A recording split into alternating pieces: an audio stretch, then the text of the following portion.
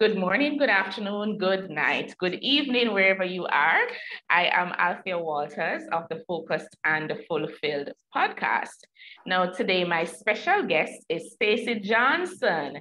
And STACY is a personal development trainer. And I'm so absolutely grateful to have STACY on my podcast today. Welcome, STACY. Hello, Althea. It is such a pleasure and such an honor to be here with you today. Great, thank you. So, STACY, I am very much interested, and I know your audience and my audience are both interested. We just want to understand a little bit about your journey. Just tell us about your journey and tell us what brought you to what you're doing now. I would love to. I grew up as a dancer.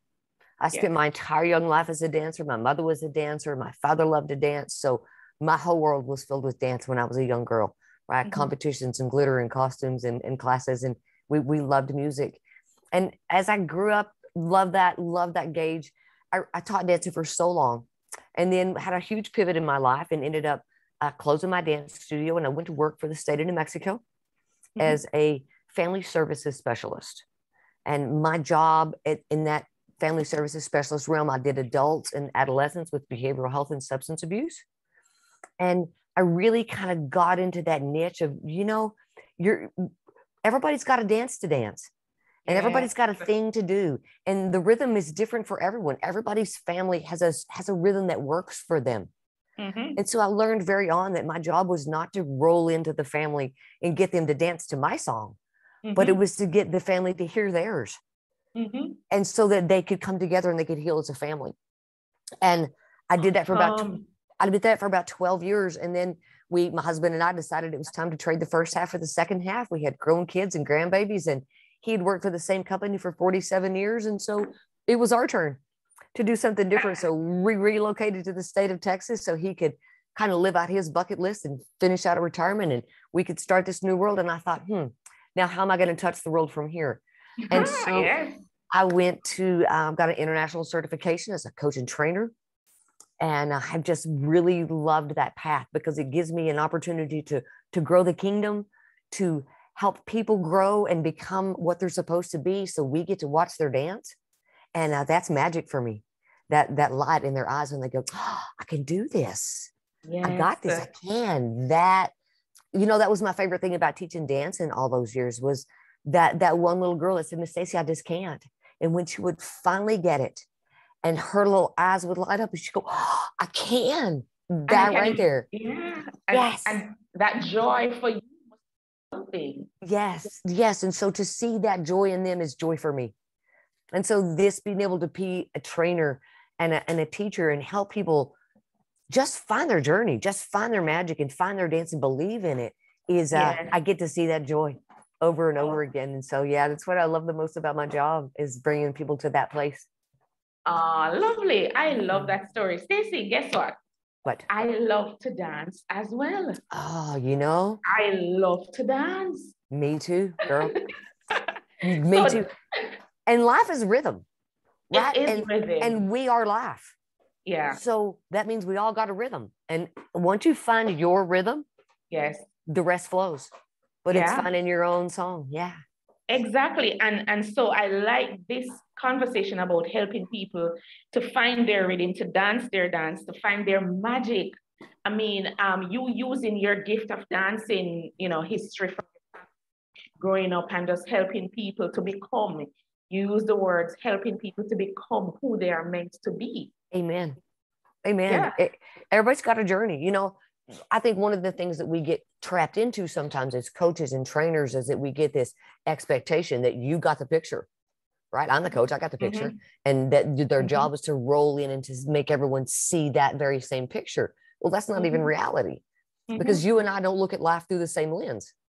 Exactly. And so my job is never to get you to see life through my lens, but it's to appreciate what you see through your own. Yes. And the fact that you're helping them to define that path for themselves and not to try to dance the dance that you are dancing, but helping them to create their own rhythm, their own path, their own music so that they can really walk their journey. Yes. I mean, isn't that what produces the best leaders? Is if you can become that, then your job as a leader from that moment on becomes to bring other people up to their dance, right? Yeah. If you live by the mantra that it's lonely at the top, that's your bad. Who did you leave behind?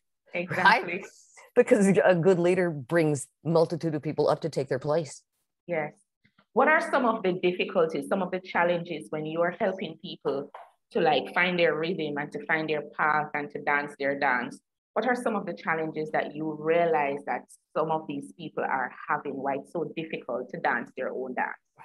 One of them is because I think that we have been ingrained as a people of the world, right? That at some point it becomes selfish to step outside of being a wife or a mom or an employee or daughter or any of those things that you can be and search your own music, right? How dare you take your time away from that? So we're cultivated to believe that at some point that becomes selfish. And so getting past the fact that what's more selfish is for you not to dance your dance, because then you cheat the world out of what you could become and the magic that you could give us all. And so if you never take that journey, we never get to see. So isn't that in fact more selfish to hold that all into yourself? Let it out, girl. We want to see you dance, right? It's not selfish. It makes you a better wife, a better mom, a better friend, a better partner, a better human being if you feel like you're dancing to your music, not someone else's. Yes. So people have this challenge or this difficulty kind of holding on to some things that probably define. I guess they're being defined by what society says. To say, okay, you're a mom, just be a mom, you know, just be a wife. There's nothing else. Think about this. When you get up out of bed in the morning, when you wake up as an adult, and now as a woman in an adult world, the very first thing you do is slide a hat on. Are you a wife? Are you a mom? No. Right? Boom, those hats are on before you ever get out of bed most of the time, right? Exactly. So we wake up into a role. And before long, if we're not careful, then what we end up doing is we get up in the morning and we just dress in the costume that the world has laid out for us on the bed. Yes. And we dance that dance. Yes. And we're giving our best steps up to somebody else, right? When we do that. And so one day you kind of go, what's that sound? And you hear this noise in the back of your head and you think, what is that noise? And you think, what is that rhythm? And then you recognize that's the song that you're playing to the world. Yes. And you go, wait a minute, I can't even dance to that dance. That's not my song. Yes. And then it's time to change the music. Yes. Right? Yes. It's time to find your song. Exactly. When I grew up as a dancer, my mother was a beautiful teacher. And she told us from the time we were very young, ballet is, it's beautiful. It's where everything comes from. It's the basis of the arts, right? But girl, I'm a tap dancer at heart. I love the rhythm and the magic of tap, right? I like it. It's a song all its own. And so I'm a tapper at heart. So from the time I was very young, my mother would tell us, if you're going to be a really good tap dancer, you can't dance to the music because the music changes. It speeds up, it slows down, it goes fast, it goes in, it comes out. But underneath, there's this one guy that's got this one sound that keeps everything else on task. That's your dance partner. That's who you tap with, is that guy right there. Okay. And so she trained us to listen underneath the music to find the one guy, to find the one sound that was our constant. And that's what you tap to. That's where your rhythm comes from. Right. Isn't that true in life? When you lose your one sound, when you lose your one bass constant underneath, it's just a melee of mix, right? So what's your song? What's your one constant underneath? That has a favorite color. It knows how it likes its eggs. It wants to vote. It knows how it feels about love and rejection and success. And that's important. And when you lose sight of that, then you dance to everybody else's song. Absolutely. I love that. It's good. And I realized that those lessons that your mother imparted to you, they're very profound lessons. It really helps with clarity, you know, knowing the distinction between what to do and what not to do as you're finding your own path, your own rhythm, your own sound, and your own music. Because the music changes. Yeah, it does. Especially that's in life as well. Our paths change, our music changes. So when we're dancing our dance, you know, there are different music that we have to dance to. Absolutely. I love that. But there's always one sound underneath that keeps it constant. One sound on the right. And that's what you always have to find. You ever been driving down the highway, listening to your favorite song on the radio, right? Radio's cranked up when you're you're a one-man concert, best singer on the planet, right? Best singer at that time. Yep, absolutely. Loving every moment of it. And then you hit that moment in the road where you get some white noise, some static, right? You have a choice to make right then. You either change the station or you keep singing the song, because in a minute, the white noise is going to pass and you know the song. Yes? That's life, girlfriend. White noise is just conflict in your song, right? It's just conflict is just white noise. And if you just keep singing your song, in a minute, the white noise goes away and you're still singing your song. Yes. Maintaining your own rhythm. Absolutely. Because that static is just a minute. It just lasts for a second. It seems like forever sometimes. But it's just white noise in your song and it goes away. Exactly. Loving that, Stacey. I'm loving that. So as you go along with your audience and your clients, what are some of the lessons that you have learned along the way that, you know, can bring value to our audience about dancing your dance? What probably about 2 or 3 lessons that you have learned? Number 1, do it afraid. Do it afraid, right? Fear is just courage that hadn't been prayed for yet. That's all it is. So if you're afraid, talk about that. Put it out there to the universe. All right, I'm scared about that. Let's fix it. And you will be surprised at the knowledge, the wisdom, the patience that come to you because you've laid it out there. It's like, all right, I'm doing this, but I'm scared, but I'm doing it anyway. Do it afraid, girl. Do it afraid. You have more strength, more power than you realize. Right? Up until this moment, you have survived 100% of your very worst days. Absolutely. Days that we thought we wouldn't get out of. Absolutely. I'll never get past this, but you did. Yes. And so here you are today to recognize what a survivor you already are. Never let go of that. Yes. Right? And one day you sucked at reading and now look at you, right? You've conquered so many things in your life up to this moment. Do it afraid. Exactly. Do it afraid, because that fear brings on a level of adrenaline. And it depends on how you approach it with yourself. If you come upon a moment where you got to make a shift or a change or a choice, and your first thought to yourself is, can I do that? You've given yourself a 50-50 shot right then, because you already doubt your ability. And your brain goes, I don't know. And all that self-talk, all that echo chamber starts coming back in your head about how you can't, you're not good enough. It's not your word. It's not your time. Right? But if you tell yourself, ooh, how can I do that? It releases a completely different chemical in your brain, and your brain says, oh, a challenge? How can I do that? Then you become to pull on the resources that you have, the knowledge that you have. Everything you've gone through up until this moment has prepared you for this next moment. You know, you might not realize that you know, but you know, right? You have 97% of the answers to all the questions that you have. Absolutely, we do. We do. But we don't trust it. We think, that can't be right. I'm not that smart. Yeah, you are. Yeah, you are. Right. And so believe in that. So do it afraid. Number 1, do it afraid. Okay. And number 2, it's not selfish. You have to get that past that point where you believe that your growth, your forward movement, your improvement in your life and yourself is not selfish. Okay. It's not selfish. Right? It's not. If you look and there's a beautiful story about a young man in the Bible named Jabez, and he said, Lord, that you would bless me indeed and enlarge my territory. Right? It's not selfish to ask for blessings for yourself. Yes. Right? It's not selfish. It's more selfish not to. Okay? Not to do it. Yeah, absolutely. It is not selfish. It's more selfish not to. Reach out, girl. The only blessings you don't get in this life are the ones you don't ask for. Yes. Right? Ask for them. It's not selfish to want to be the best version of you. Yeah. Okay. And prepare to trade the first half of your life for the second half of your life. It's important that you prepare for that, because you know how you want to live out your life. But is that real?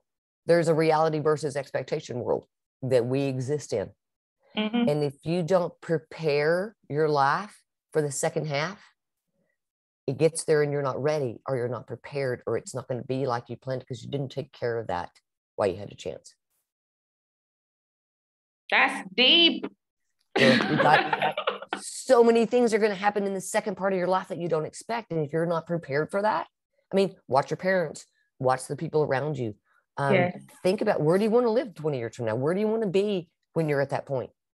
Plan for that, prepare for that, or it becomes a bucket list and never gets filled. Exactly. Okay? Prepare for it. And we don't think about how important that is until it's time. And then sometimes it's too late. Right. Wow. Those 3 tips. Do it afraid. Your forward movement or your growth is not selfish.